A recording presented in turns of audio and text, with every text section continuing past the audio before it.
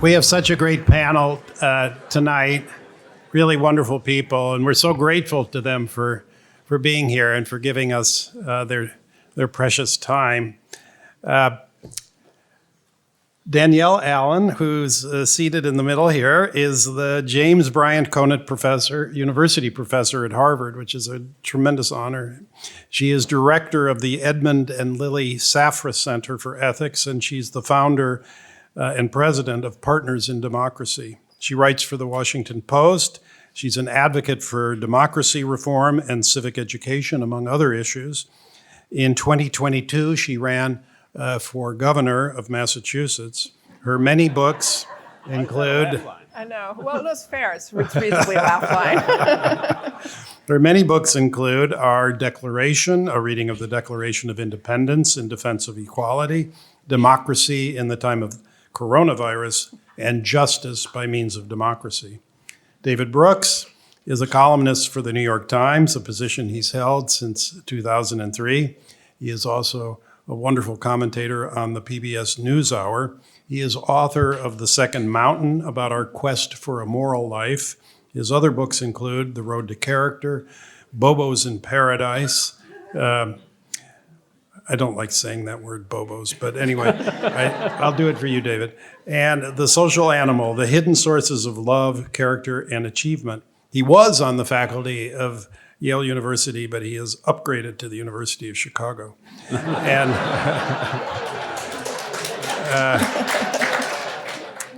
David M. Rubenstein is co-founder and co-chair of the Carlyle Group. He's a member of the American Law Institute, and he was our annual dinner speaker at the 2018 annual meeting. I'm sure most of you remember that. He is chair of the boards of the John F. Kennedy Center for the Performing Arts, the Council on Foreign Relations, the National Gallery of Art, and the University of Chicago. You get the theme. He's a leading practitioner of what he calls patriotic philanthropy, and he's made transformative gifts for the restoration or creation of iconic monuments and museums, including the Washington Monument and the Museum of African American History and Culture, just to name a few of many things. He is host of the David Rubenstein Show on the Bloomberg Network. And what a privilege to have all three of you. David. Hey, thank you very much, David, and thank you for organizing the panel. So how many of you have been in this building before? Anybody? Okay. So anybody never been here before? Okay, I was once the chairman of the Smithsonian. I'll just tell you about it before we get into the interview, because it's an interesting history story. I hope you will find it interesting. This building, the whole building, was designed by Pierre L'Enfant initially to be a monumental kind of Roman, I would say, Greek revival building. It was designed to be halfway between the White House and the Capitol. And as they were designing the city, this was supposed to be one of the most important buildings. They didn't know exactly what they were going to do with the building, but it didn't make a difference because Pierre L'Enfant got fired anyway. And then ultimately they decided to make it the patent office out of it. And it was a typical Washington project, started in 1826 and finished in around 1867. It took a while. But as it was being constructed, it was used for many different purposes. And during the Civil War, it was used as a hospital and also as a morgue. And this is where Walt Whitman did his work as a hospital orderly. It's where he got fired for having leaves of grass in his desk one day. It was found a copy of that, and he got fired for that. Claire Barton worked here. And it was basically a building that ultimately was used as the patent office. And it was the patent office from more or less the mid-1800s until let's say the 1920s. And this is where the Declaration of Independence, the original was displayed for some 30 years in sunlight, unfortunately. That's why it's now, the original was completely faded, because it was put here in sunlight for 30 some years. Ultimately, as many things go in Washington, people thought it was getting old and we should tear it down. And the revival movement came about in the 1950s. And so just as Dwight Eisenhower was about to issue an order making it into a parking lot, it was revived and it was decided we have to fix it up. So they fixed it up, and it took that about 20 years or so. and ultimately the Patent Office moved out, the Civil Service Commission was there, moved out, and the Smithsonian was given possession of it, and they made it into 2 museums. It's the Smithsonian American Art Museum and the National Portrait Gallery, which you were part of, I think, today. And in the center where you were is called the Kogod Courtyard. And that is the courtyard, obviously, that was not covered in, but it was decided that it would be better to have a great meeting place and cover it up. And so Norman Foster designed that great glass top at a cost of $50 million. And Mr. Kogod put up the money for it, and so it's a wonderful facility. And today, the National Portrait Gallery is a unique facility in the United States, and the Smithsonian Art Museum is also fairly unique. So I hope you got a chance, if you're here, to look at some of the things. So let's get on to democracy. All right?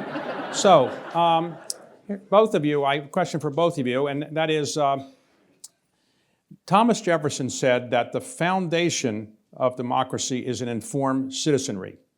Why is our citizenry now so uninformed? People don't seem to be able to pass civics tests. People don't really take American history courses. I think American history majors are down to like 2% of majors in college. What happened? Well, first of all, thank you, and for having us, David, all of you Davids, for the opportunity for this conversation. And that's a really big and important question to start with. There are a lot of reasons, but I'm only going to focus on one for the moment. It's because we adults have been fighting with each other so bitterly for the last 30 years over what to teach kids that they don't get taught anything. That's literally true. So we had big wars in the 90s that led to the end of efforts at civic education.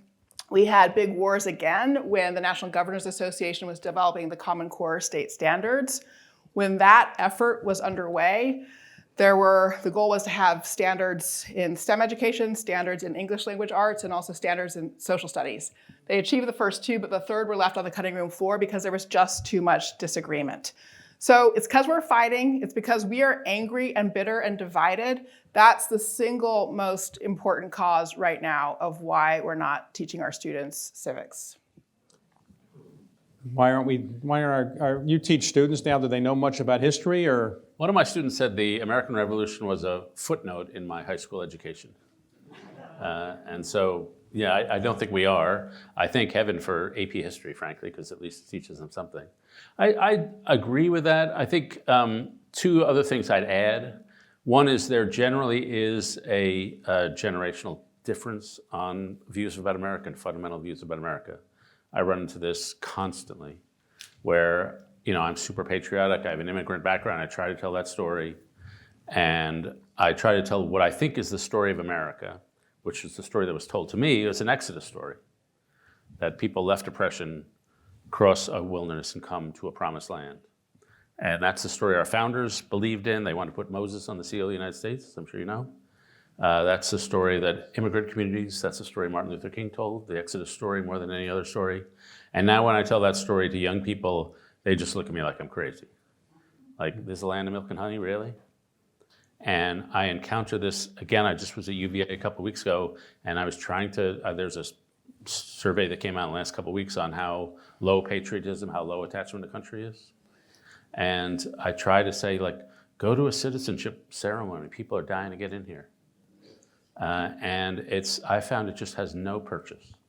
And I've almost given up believing that Exodus can be the foundation for our national story because we've lost a couple generations. So, and the final quick thing I'd say is that Jefferson believed we need an informed citizenry. The founders also were obsessed with having a moral citizenry. That they looked around at their fellows and at themselves and they say, we're surrounded by selfish people. If we're going to make a democracy out of these people, we have to do moral formation. And to me, for hundreds of years, 150 years, moral formation was an obsession with Americans from left to right, from religious to non-religious.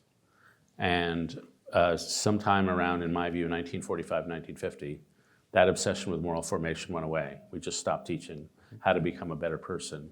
And with that, we stopped teaching one's responsibilities to the wider community. Now, we often say that men and women have given their lives to protect people's right to vote in this country, yet we have a very, very small percentage of people actually voting In a presidential election, maybe 60% or so of the eligible voters will vote. In non-presidential elections, you're very lucky to get more than 50%. And in municipal elections, sometimes you might get 20% if you're lucky. Why are people not voting? It doesn't cost anything really to vote. Why do people not vote in a higher percentage here, certainly compared to Western democracies that we know of in Europe or other countries that are democracies? Why do you think that is? Well, I think this is another deeply important question. And in my own case, I come from people for whom the right to vote was sacred. And I'm sort of from generations of people who have loved and fought for democracy. So my granddad on my dad's side helped found one of the first NAACP chapters in Northern Florida in the 40s, which was super dangerous. The lynchings were on the rise. So he was somebody where, when folks said the vote is impossible, he said not only is it impossible, but it's necessary. And same was true on my mother's side of the family, where my great-grandmother helped fight for women's right to vote in the early 20th century and ended up as president of the League of Women Voters in Michigan in the 30s. So I was really lucky to grow up in people who were powerfully civically engaged. And I think that is often the answer. When you want to know why is somebody a voter, why are they participating, it will be because they have had a chance in their family for direct exposure, direct experience of the value of empowerment, the sort of fierceness with which people hold on to that value. So I think in this regard, I'm sort of going to echo what I said in my first answer and what David offered as an answer. As a matter of generational succession, we haven't been passing on that spirit, that sense of the value and importance of self-governance, personal empowerment, empowerment for families and communities. And it's that sense of empowerment, its importance, that sense of independence and self-governance that motivates connection to the vote, I believe. That's not a sort of technical answer about voting laws or voting rights or accessibility. It is about the question of whether we actually prize self-government, whether we actually prize empowerment, and whether, as a culture, we're passing that on from one generation to the next. I would just say, the right to vote is obviously sacred, something we all believe in and a lot of people fought and died for. I'm not sure there's any relationship between voter turnout and the quality of democracy. Voting turnout has gone up during the Trump years. I'm not sure our democracy is naturally better off. As I understand the political science on this, the people who vote tend to be pretty representative of the people who don't vote. And if we got 100% turnout, it wouldn't particularly change things. So if half the people voted compared to what we have now, you would say it wouldn't make that much difference? Yeah, when you ask me, my thought is, how can we drive down the number of people voting? Like me, Danielle, you, maybe, that would be it, that'd be fine. Okay. All right. Oligarchy. But my more cultural comment is, we're an over-politicized society.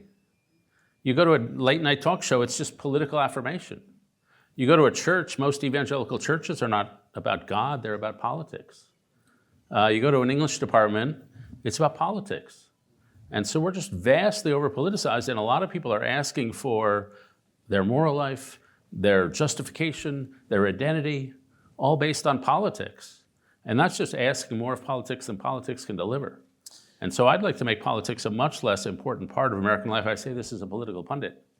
And I've made it a much less important part of my life. There's just a lot more things more important than politics. Okay. So Woodrow Wilson famously said we were going to save the world for democracy, or in effect, promote democracy around the world. Obviously, George W. Bush said something similar when he did the invasion in Iraq. But how do we have the credibility to go around the world talking about democracy when we have events like January the 6th, and we have people voting in such small percentages? We have, so many people are still disenfranchised and not allowed to vote, and we have the kind of things going on in certain states where you're, in effect, telling people, don't show up to vote because we're not going to put you on the registry anymore. Some of the southern states have done that in reaction to, I think, the last presidential election. Do you think we have the credibility to run around the world and say, you, foreign country, you should have a democracy like America? Is that going away? Well, I am going to disagree with David on this. I do think it's a problem that we don't have people voting in higher rates, that we don't have higher degrees of participation. And I do think it's a problem that we have barriers introduced. They're not just the introduction of new barriers, there's also longstanding barriers, even in northeastern states, like my home state of Massachusetts, which has below average registration rates for Asian Americans, Hispanic Americans, and African Americans. So there's really a very complex story around the country. And it does matter. I think I take the point about how politicized we are, but it matters with regard to whether people feel a sense of connection, whether they feel a sense of ownership over our shared assets. Our political institutions are assets. They deliver good things for us. They protect a stable economy. They deliver rule of law. Rule of law makes many of the great achievements of individuals and our society possible. All of these things, we would be healthier as a culture if people had a sense of connection too. I believe when you look at our culture of violence and disaffection and disconnection and the like, that these things are correlated to each other. So I do think we have a lot of work to do to heal ourselves at home if we're going to make the case for democracy around the globe credibly. I would agree with you in that regard, that it's time for us to do work here at home. Let me try to pick a fight with Danielle. I'm not sure we really disagree, but we're amid a bunch of lawyers. We pick fights for fun. So my basic view of the country is that we have a cultural catastrophe which politics cannot solve. And I'm overstating my case a little. But you take a look at what's wrong with this country. We have rising depression rates, rising suicide rates. 54% of Americans say no one knows me well. The number of people who say they have no close friends has quadrupled.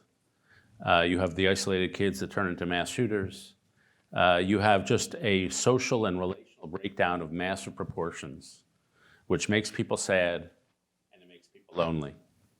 And then therefore it makes people mean, because they take the fact that they are not seen and recognized as an injustice, which in fact it is. And so they take that out by being tribal. They seek to cover over sort of the moral vacuum they've inherited from their culture with politics, which gives them the illusion of us versus them, the illusion of a moral landscape, the illusion of community, we're all together, hating the other side, the illusion of moral action, which is the illusion that if I get agitated at the other side, that I'm doing something right for the country. But that's all illusions. Right. That none of these things give community, none of these things give belonging, none of these things give fulfillment. And these are found at the cultural level. And these are found at the social capital level, at the interpersonal level, at the friendship level, at the familial level. And that our problems are really at that level. And that institutional reform in politics, right. And I really am overstating my case here, but that really won't affect what is essentially a cultural and psychological and relational problem. So let me ask you about the two Supreme Court decisions. There was a decision in the 1970s that essentially said that money is free speech, and in fact, you can't restrict somebody using their own money to express themselves. And secondly, there's no limit, in a later case, on what corporations can do with their money, and they can basically do whatever they want and spend as much as they want. If those cases had been decided differently and money was less significant, or there were constraints on money in politics, you think our democracy would be better today or not? Well, before I answer your question, I'm going to respond to the fight Dave was picking with me over here. All right, go ahead. So I think we agree about disconnection and the moral cultural problem that reflects. The question is politics a solution? I think a different account of what politics is, the answer is yes. I'm going to just tell a story about what I mean by the kind of politics we need. So we started by talking about the crisis in civic education. The fact that student scores are way down, that we adults are fighting so much we can't even agree on what to teach kids and the like. So in the midst of all of that, a group of us, we call ourselves the Educating for American Democracy Roadmap, banded together, about 6 of us initially, crossing the ideological spectrum. And we said, there's a crisis. We are not passing on our inheritance to rising generations. We are going to link arms and we are going to forge some kind of roadmap for civic education in this country. And we're going to stay together come what may, because we know that shots are going to get fired at us from every single direction. We built out our coalition to 300 people. We had funding by the US Department of Ed, National Endowment for the Humanities, under both the Trump and the Biden administrations, okay, which is like, have you heard of anybody doing that? All right, and we did it. We delivered the roadmap. We have implementations in 9 states now. As I said, we built a big coalition. We've just kept our arms linked and stayed together. So what are we doing? We are bringing something into existence that our community needs. For me, that's politics, and that's political work. It's making our society. We are working to see and shape our society together. We have a strong sense of community as a result of doing that. We have a strong sense of purpose, of moral purpose that drives us in that work. And that, I believe, is actually what everybody could have access to if people were ready to engage in politics on a very local level. So for me, the answer is not in the sniping back and forth nationally for the most part. It's true. But when you see that urgent thing that needs to be fixed, as we saw for civic education, form a coalition, link arms, get ready to stay together come what may, bridge those divides, be ready to take the sniper fire. You do that and you will rebuild a moral center. That's the thing I think that we need above all. I actually think that's more important than the money in politics question. Okay, what do you think about money in politics? I agree. Again, I'd like more of it. Because I worry about the local television stations aren't making enough money. No, I think it's an overstated. I mean, it would be better if the money was not in politics for a couple ancillary reasons. One is politicians spend a lot of time fundraising. It's a waste of their time, and it corrodes their behavior, and it chases away good people from politics. But I also believe that it's an illusion to believe that the candidates who raise the money win the most. And this is a myth that every politician I know believes, and you can't talk them out of it. That I think the political science, again, is pretty clear on this. If you take once you get up to a certain name threshold level, you need money to get a name threshold. Right. But in every Senate race anywhere in the country, that has been reached. And then once you start giving $10, $20, $30 million above that, you're achieving absolutely nothing. You're just making the rubble bounce. And so most of the money that is spent on political races is completely wasted. Really? And my advice, I hope you're only giving to these good causes I know, and not I don't giving give money to any politician ever. Well, but but if you're going to give money to politicians at a certain level, you're just burning it.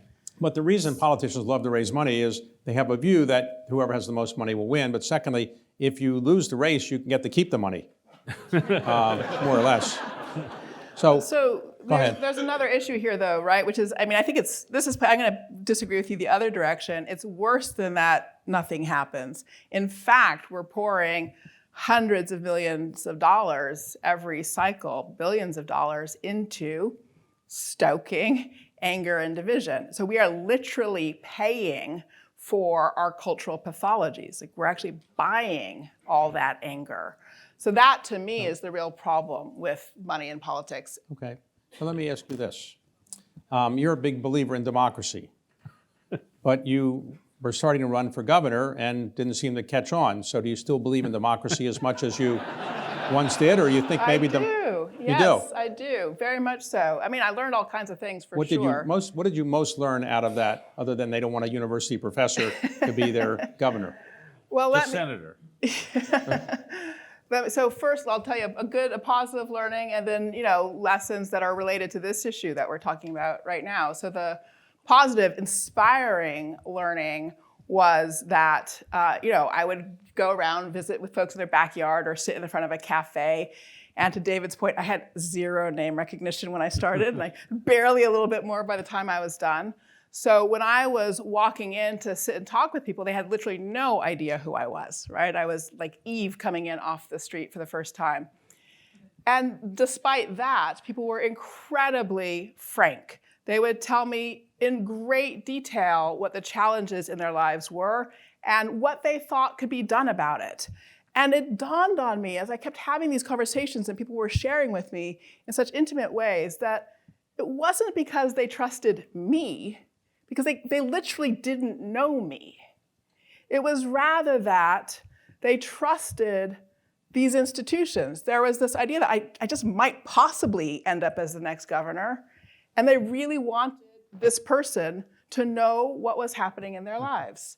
So it was very moving, actually. We spend so much time talking about our cynicism and disconnection, yet person after person had this incredible faith in our institutions and what they can do to improve people's lives. Now, William F. Buckley once famously said, I'm sure you're familiar with this statement, that I'd rather be governed by the first 2,000 names in the Boston telephone book than the Harvard faculty. You think that was a problem as well, being on Harvard faculty and you're trying to get people to support you and blue-collar workers and so forth? Yeah, honestly, I wouldn't say that specifically was my problem. I mean, I am from a big family that crosses the class divide myself, so I am extremely comfortable in working class contexts. The problem was simply that, Massachusetts, as everybody says, all politics is local. That's a Massachusetts saying. We are a very densely organized political place. Party politics are a tough thing, and if you're coming in from outside that, it's tough to make space for a new entrant. So as when you're straightforward out as there that. campaigning, anybody say, my grandson is about to apply to Harvard, can you help him? You ever get any of those people? No, but I will tell you, almost to a person, everybody would tell me who they were related to who went to Harvard. Really? Okay. Yep. So David, let me ask you a question that all columnists have to deal with. You have to turn out a column. You used to do how many a week at the peak when you were doing them? Now I did. Then I did 2 weeks. doing Now one I do now? one, but I also write for the Atlantic. Okay, so when you're writing, you're on a deadline. And you can't do too much research because you got a deadline. Do you ever write something quickly to get it done and then you think a couple days later, a week later, a month later, I made a mistake? No, I've never. Really?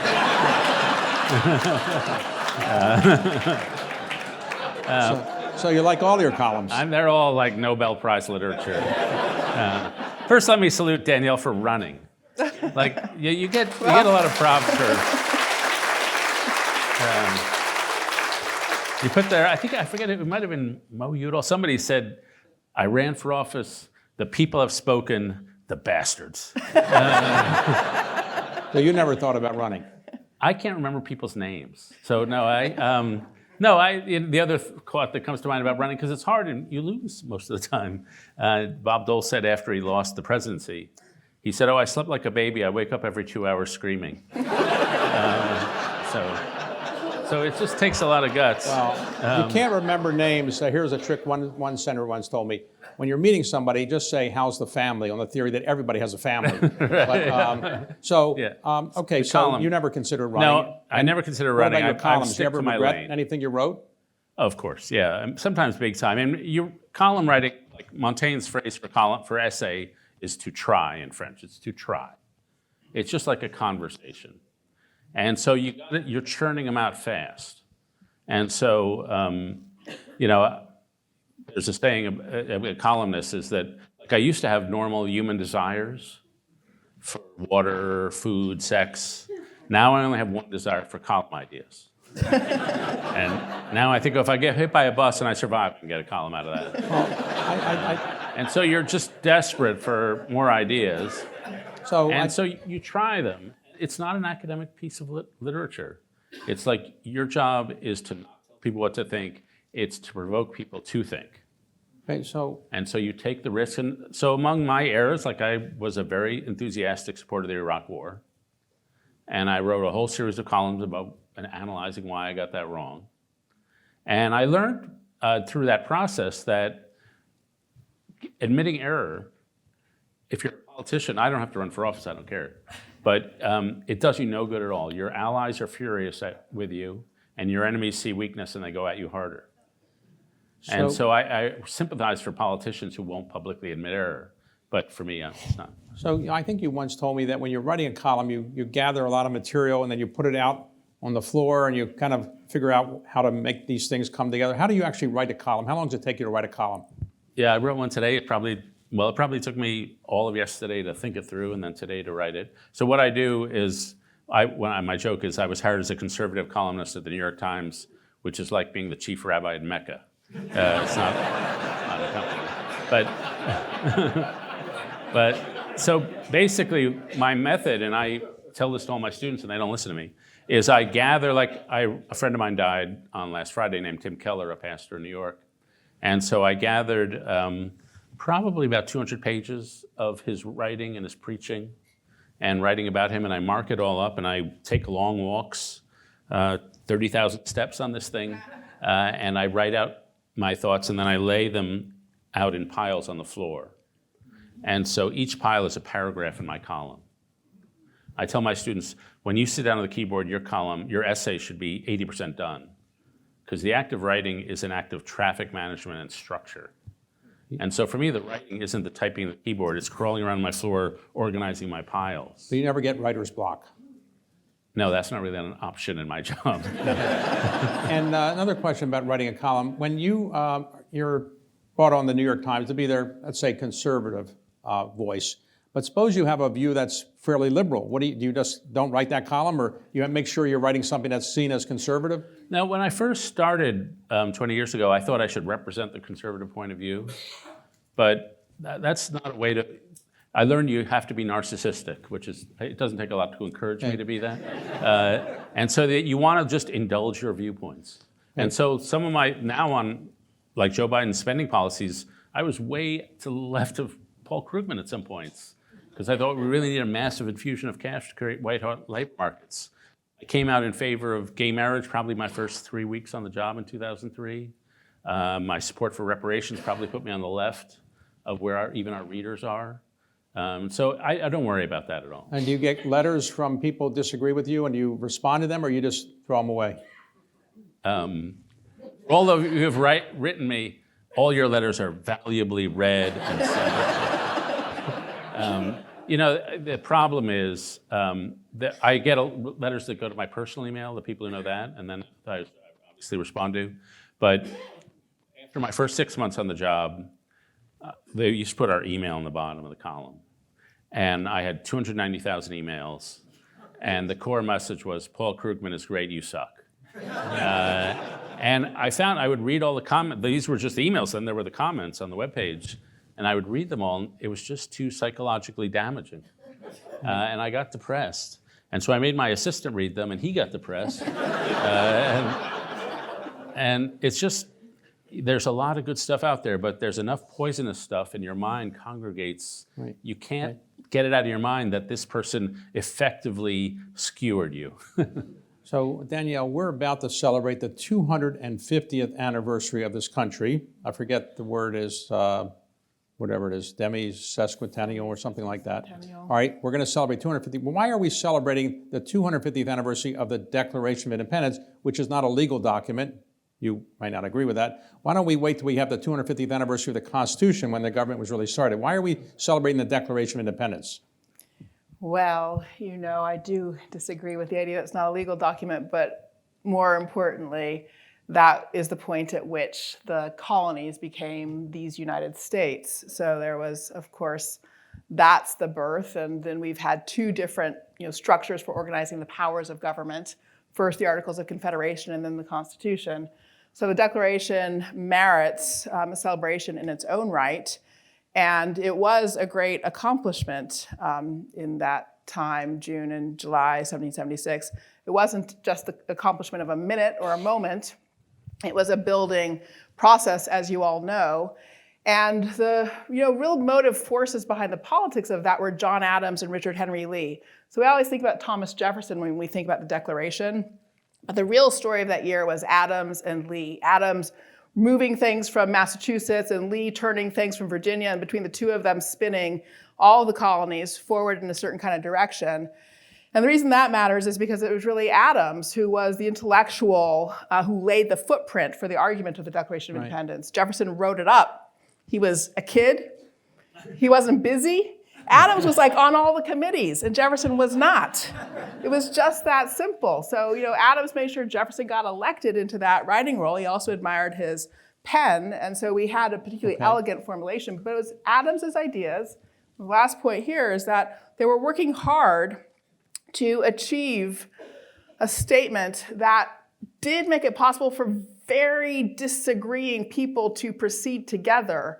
We tend again to focus on Jefferson. We tend to focus on the Southern voices in the founding, but the Northern voices were there too.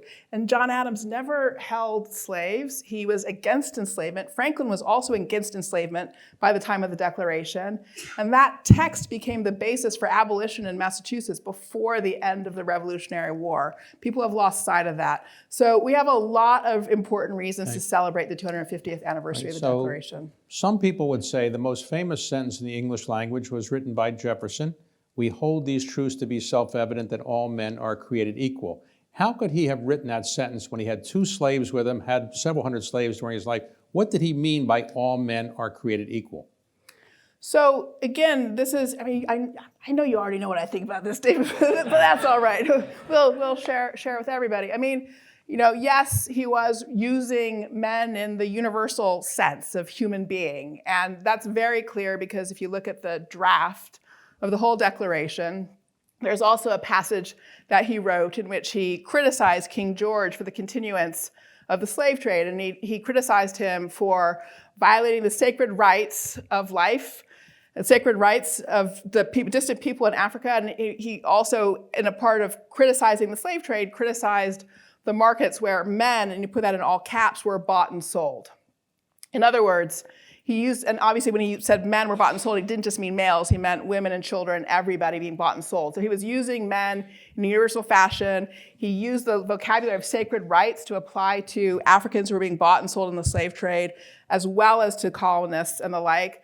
So there was a statement of moral principle about universal human rights, actually, and even Jefferson adhered to that. What did Jefferson do specifically? In his mind, and so the way the pieces fit together, is that Africans should be able to have their rights and exercise their rights and protect them in Africa. All right? So the sort of separate but equal concept was how Jefferson squared these two things. Adams, Abigail Adams, the others, Franklin by that point in time, who was a supporter of abolition, as I mentioned, understood the requirement of universal human moral equality and the protection of universal human rights to require obligations here on these shores in their present, in 1776 already. So that was really the difference. There was the belief in the universal view, but did that mean moral obligations here on these shores? Yes, for people like Adams and Franklin, no for Jefferson. Hey, let me ask you both a question. You teach at the University of Chicago and you teach at Harvard, and there's a big dispute recently about whether there's freedom of expression on college campuses.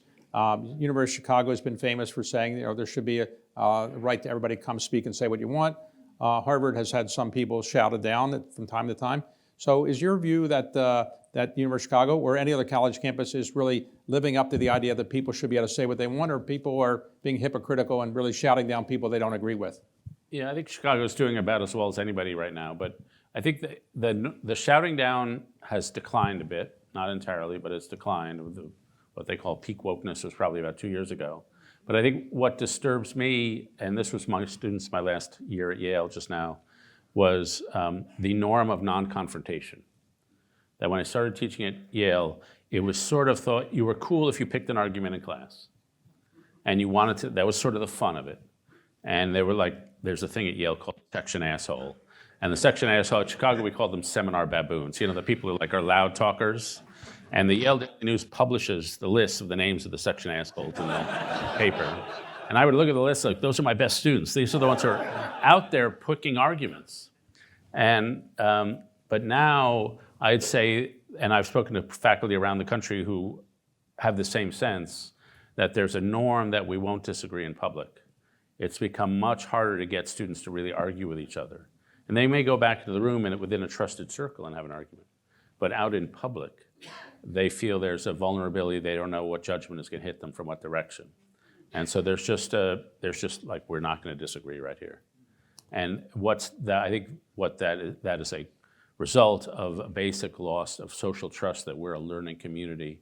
And we will probably say something stupid in an argument, but we're going to trust each other to pick each other up. And I believe that trust is gone. So at Harvard, there's been some challenges. I think at the law school, they had a problem, and some other places where some speakers are not invited or uninvited, or they are shouted down. And do you think it's the faculty that's the problem, or is it the students or the alums, or who?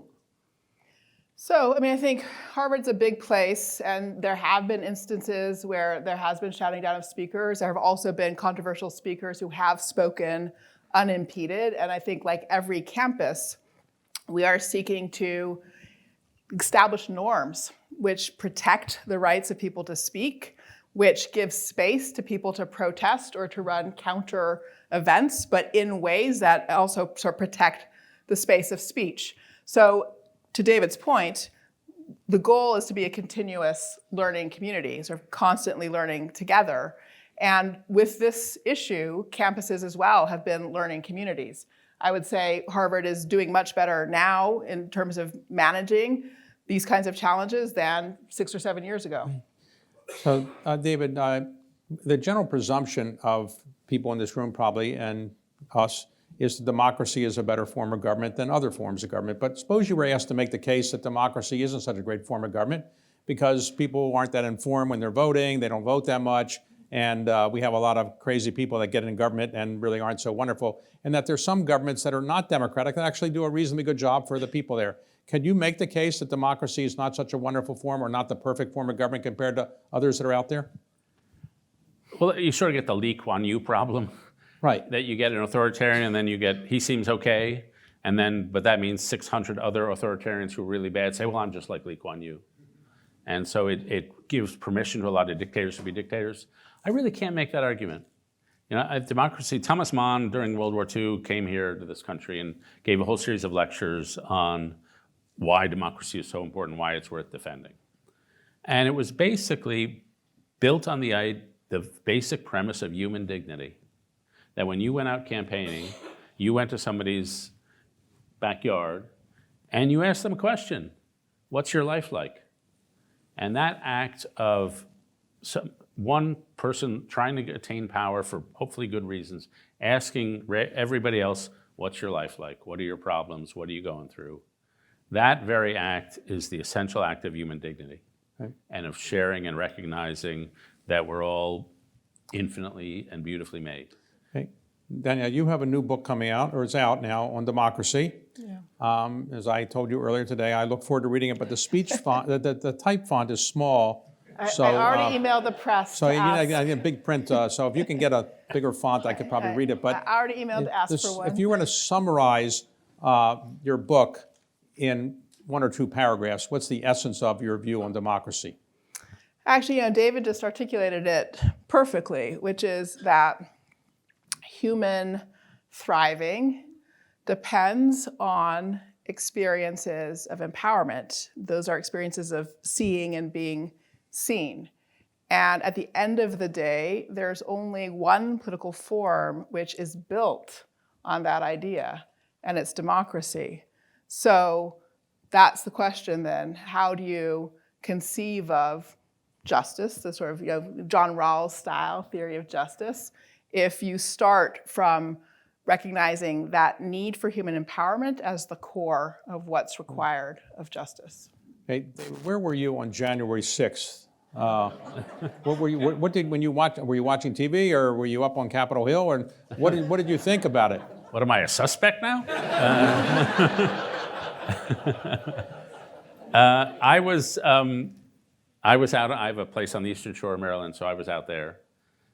Were you shocked or? Well, obviously I was shocked. I was mostly concerned for my son, we live on Capitol Hill, and I was calling him saying, don't go down there, don't be curious, don't go down there. We had guests coming to stay with us for a week or two, and so I was awaiting them. But I think it was a moment of, I had the same reaction everybody had, which was just utter disbelief. I really, not sure it's been added to me. Where were you on January the 6th? I was in my office, 124 Mount Auburn Street in Cambridge, or those of you who know Harvard Square, and in meetings, and people just kept coming in and saying, Danielle, you should turn on the television. Danielle, you should turn on, hey, we're busy, we're talking about turn on the television. And yes, it was a sense of disbelief, but I think there's an important thing to say, too, about the events of January 6th that hasn't been processed as much as would be helpful. So the dynamics of social movements have changed tremendously in the wake of the emergence of social media. When we watch those events on January 6th, we imagine that what has to lie behind them is all the sort of level and depth of organization that it would have taken to marshal that many people in the 1950s or 1960s. Did you follow me? But the truth of the matter is, flash mobs, flash crowds are much more easily created now. And so we can't look at those events and understand them to be at the same level of significance as they would have been if they had happened 60 years ago. Now, I don't mean to downplay how important that was, because it was super important, and people lost their lives. So it was a tragedy of profound level. So you are a believer in democracy, both of you are, presumably. So how do you defend the Electoral College, which can produce a minority popular vote person becoming president of the United States? And we've seen that on a couple occasions in our lifetime. So do you think the Electoral College is undemocratic, and would you be in favor of changing it if it was realistic to change it or not? My favorite method for changing the Electoral College is increasing the size of the House of Representatives. Because if you grow the size of the House of Representatives, you rebalance the Electoral College. The Electoral College, its number, is constituted by the number of members of Congress plus the Senate. And it was always designed to give a bit of protection to less populous parts of the country.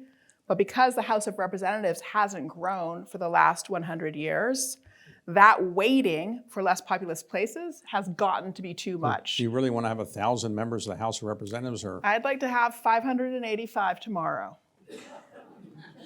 Really? Yeah. Okay.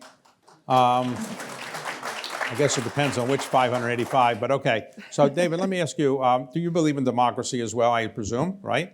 So how do you explain to people outside the United States the Senate filibuster rules, which make it impossible for a majority to get what they want unless you have a 60-vote majority? I know you know the answer to this, but a democracy, our form of democracy is not 50 plus 1.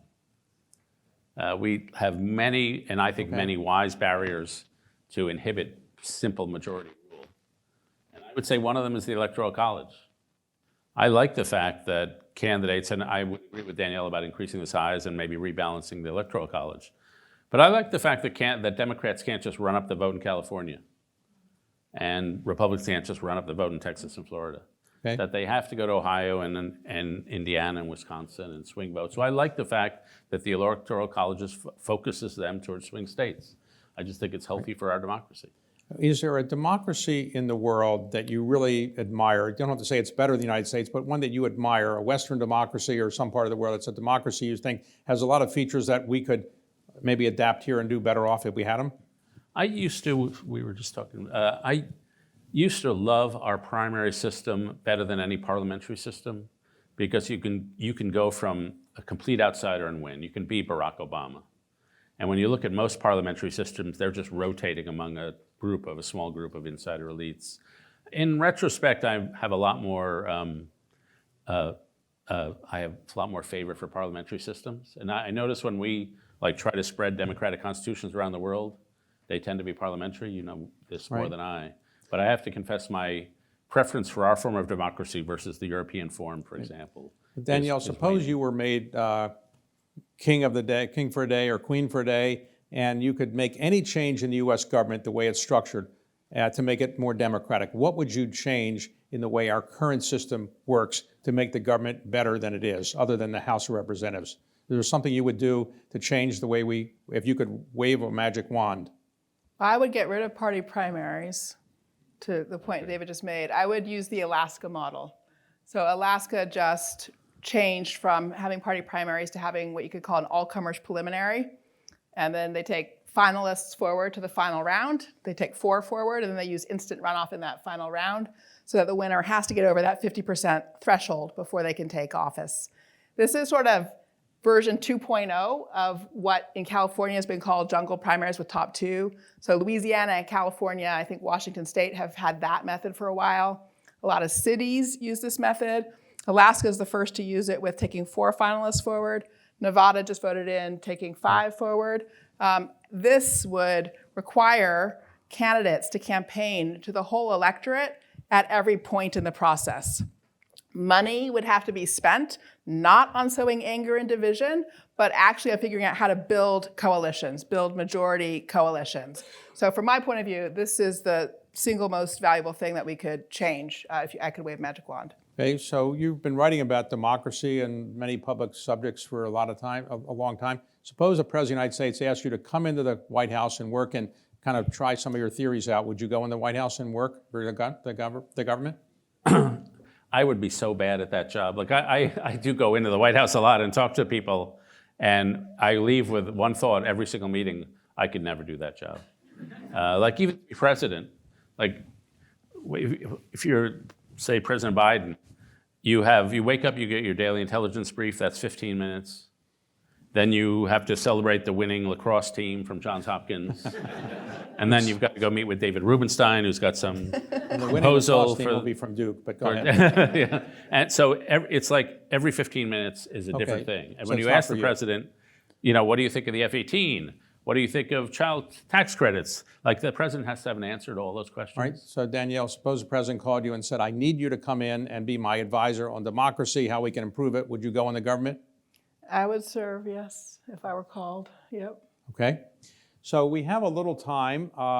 It's always dangerous with lawyers to say, can you ask a brief question and not make a statement? But I don't know if we're set up for it, David. We might be set up for it. But if anybody has a question that is a question, not a long statement, please raise your hand. Any questions that are, all right, here's one. Just speak up. Seth Waxman, and my question relates to what I thought Danielle was going to say was the single best idea, but since it wasn't, I'm curious as to all three of your reaction, which is, if there were a way to nationalize the Supreme Court result in the Arizona Independent Redistricting Commission, which empowered states to take districting, both state and federal, out of the hands of the sitting legislatures and put it in the hand of a more or less neutrally appointed body. Good idea or bad idea, and I suppose more relevantly, how significant would this be on restoring some form of competitive electoral contest in our country? Because we now have a situation in which a tiny minority of House districts are competitive. Good idea. I mean, at this point, I think those of us in the field are concerned that the path for that no longer exists because of what the expected rulings are from the Supreme Court. But you would know better than I. I wasn't asking about feasibility. Right. Well, I mean, certainly excellent idea. One for I thought sure. your question was going to be, Yeah. would the government of the United States be better if we had more experienced people arguing cases in the Supreme Court? But that's not your question. Okay. Arguing. Okay. Other questions? Anybody? There's one back here. Just speak up so we can hear you. There's a mic. Dan Troy. David in particular, but all of you.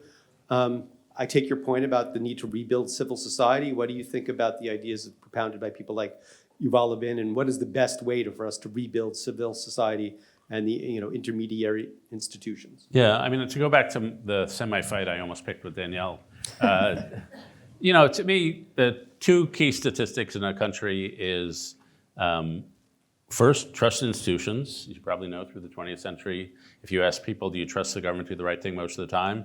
You get answers in the 70 percentile. And now we're down around 18, 19. And then trust in each other. Do you trust your neighbors? And 2 generations ago, 60% of Americans trusted their neighbors. And now it's down to 30% and 19% of millennials. So the younger you go, the more distrust there is. And why has distrust risen? Because untrustworthiness has risen. Distrust is a reflection of reality. And so how do you rebuild trust? It's a super hard problem. I would start with, as I tried to say before, with moral formative institutions, and Yuval would be part of this, that every organization should say, my job is to help. Well, I'll start with Ted Lasso. Ted Lasso was asked, who was a fictional soccer coach, was asked what your job is as coaches this team FC Richmond. He said, my job is to make these fellas better versions of themselves on and off the field. It was not, we're going to win a champion, we're going to win games. It was, we're going to make these people better versions of themselves on and off the field. And that was an aspiration for people in schools, companies, unions, the settlement house movement. I'm tempted in this room to quote a book from a friend of mine named Tony Kronman called The Lost Lawyer. And the theme of the book is that there was a certain ethos to be a lawyer, and that was one trained in the ethos of prudence. and you're supposed to have the wood panel shelves, all those old books behind you, and not be too commercial. And the argument, the commercial pressure is overwhelmed. And in my business, we have the moral lens, we try to tell the truth. We have the commercial lens, we try to. And in every profession, there is a moral aspiration for moral leadership to make people better, and then there's a set of professional pressures.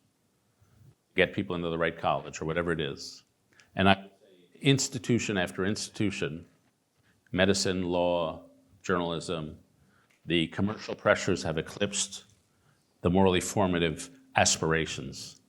And so they've become functionally immoral. And when you do that, you have trouble building trust, you have trouble building trustworthy relationships, and you have trouble building an ethos of we are joined by a common morality. And when you lose that, you really lose a lot of the social glue. So for those who think we don't have a civil society now, I just want to remind people about a book by Professor Freeman at Yale, where she pointed out that I think in more than 80 cases during the Civil War period of time, members of Congress physically hit and really hurt dramatically other members of Congress. And we haven't had much of that lately. You have any? Okay. Can I just say one thing about this? Because a lot of our conversation has been based on the overly negative presidents that were a nation in decline. And I don't believe that at all. I think if you look at American capitalism, the Economist just had a big cover story that, we in Europe used to be here. In 1990, now we're like here. So we're still generating a lot of dynamism and wealth. And then if you look at all sorts of trends, there's lots of forward progress in technology and learning and spreading of fairness. I have a friend who's an economist at George Mason. He says, add up all the problems you can define for America in one column. And then in column B, write, America has more talent than ever before. And column B is more important than column A. And I think that's patently true. And so Americans are vastly over-pessimistic about the state of this country, in part because the people in my business, if you look at the number of headlines meant to generate anger, fear, and depression, it's doubled in the last 15 years. And so we have a vast negativity bias in my business. Speaking of headlines, when you write a column, who writes the headlines? And you ever get upset with the headline or the column title? Headline writing has changed with the internet. It used to be you wanted something poetic, the fire and the glory. Now it's like Donald Trump is a schmuck. It's like... And it used to be, it's actually an illustration of what I was just saying. It used to be the idea that we would market test headlines would have been seen as unethical. Right. Now we do it every time. Danielle, you've been teaching, you've taught at the University of Chicago, you've taught at Harvard. Are students more idealistic today than they were when you first started teaching, or are they more pessimistic and cynical? I wouldn't use any of those words for our students. I can tell you what they are actually, because I do a survey at the beginning of every class and have them name an issue they care about, but also name the emotion they associate with it. It's sad. That's what they are. And I have been gratified in my own classes. I focus on solutions. So to some sense, like David, I do think there's a lot that we can do and that we are already doing. We need to lift our heads up and see that and tell those stories. And I am surprised at how many kids come up to me and say, thank you so much. This is the first class that was about solutions. And that's what they really need. Well, both of you teach. Do students still say, is this going to be on the exam? Do they ever ask you that? You never get there? That's what I always used to ask. Okay. Right here. We teach at Harvard or Yale. The question is, will I get an A or an A minus? Answer your question loudly. There's a mic coming. Swithin Munyantwali. I'm from Uganda. Given your views, what would you say U.S. foreign policy should be interacting with Africa, especially the despotic regimes? So, this is not my field of expertise. I once had a girlfriend whose field of expertise this was. I shouldn't trade on her expertise. Yeah, this really isn't my field. I'm trying to think like I'm going back through American debates over Rwanda. I probably lean on the more on the human rights governance side of the, like a lot of people say, you need a dictator to just do something efficient. I guess my instinct that's a losing proposition. If you stick to governance issues, you stick to human rights issues, you've stuck to the only thing you really know and can care about. And therefore, the tolerance of dictators on behalf of efficiency is something I personally think is short-sighted. But again, it is not my field. Well, let me just comment on that if I could. I think the U.S. foreign policy towards Africa has been to historically minimize the relationship with Africa. We have, maybe for racial or other reasons, we haven't taken Africa as seriously as we've taken other parts of the world. And as an investment matter, about 1% of all American capital that's invested outside the United States is invested in Africa. Tiny amount. And but Africa will be the biggest population in the world, maybe not in my lifetime, but sometime in the next 30, 40 years or so. And I think the United States has finally recognized that the real battleground with China is not going to be in Taiwan and not going to be in the South China Sea, but it's going to be in Africa more than any place else because there's such a large population there. And that's where we're going to be fighting with to get our technology on the ground compared to the Chinese technology. So American foreign policy is a good example of this. It's hard to get a person who's given a lot of money to a president of the United States who wants to be an ambassador say, give me an ambassadorial appointment in Africa. You tend to get FSOs that are very talented people, but it doesn't yet have the prestige, in my view, and the attention in Washington that I think it should have. But that's another. Go ahead. So I'll just add one bit. So my ethics center at Harvard has recently had the pleasure and privilege of helping to launch an ethics center in Cameroon, sort of first ethics center in Western Africa. And it's been a really exciting process because what they are doing is seeking to build the capacity of civil society to establish standards for governance.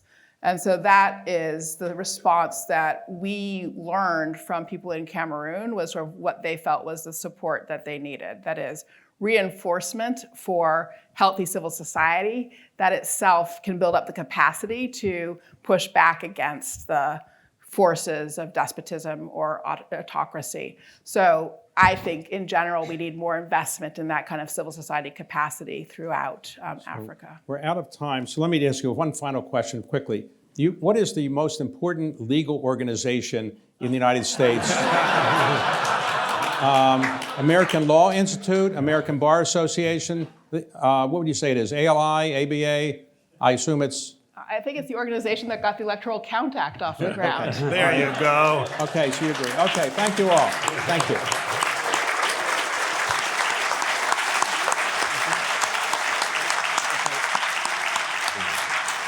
So,